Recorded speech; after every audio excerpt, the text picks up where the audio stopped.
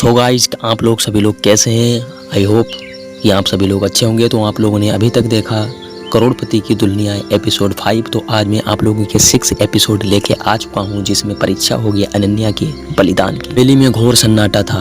दीवारों पर पुरानी तस्वीरें और अनन्या की कांपती नजरें। चाची की आवाज फिर गूंजी, अब तक तूने डर और विश्वास की परीक्षा किसी तरह पार कर ली, लेकिन आखिरी परीक्षा सबसे कठिन है, बलिदान की परीक्षा। ये कैसे पार करेगी? अनन्या घबरा कर बोली। बलिदान की परीक्षा? किसका बलिदान? चाची धीरे से मुस्कुराई।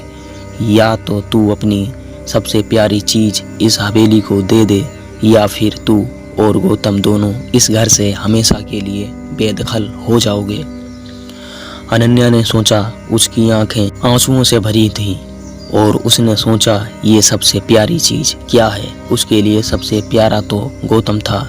वो रो पड़ी। अगर मुझे गौतम को खोना पड़ा तो ये जिंदगी ही अधूरी हो जाएगी। तभी कमरे की दीवार पर शब्द उभरे, सच्चा प्यार वही जो खुद को कुर्बान कर सके।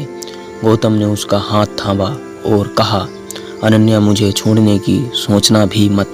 ये हवेली हमें अंजाम दे सकती है, लेकिन मैं तुम्हें कभी नहीं छोड़ूंगा। अनन्या की आंखों में आंसू भर आए।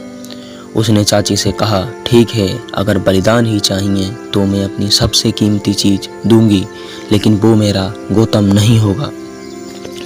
अनन्या अपने कमरे में आई।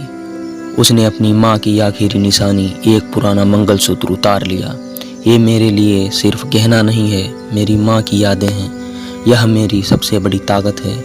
अगर हवेली को बलिदान चाहिए तो ये लो। उसने कांपते हुए हाथों से मंगलसूत्र हवेली के मंदिर में रख दिया।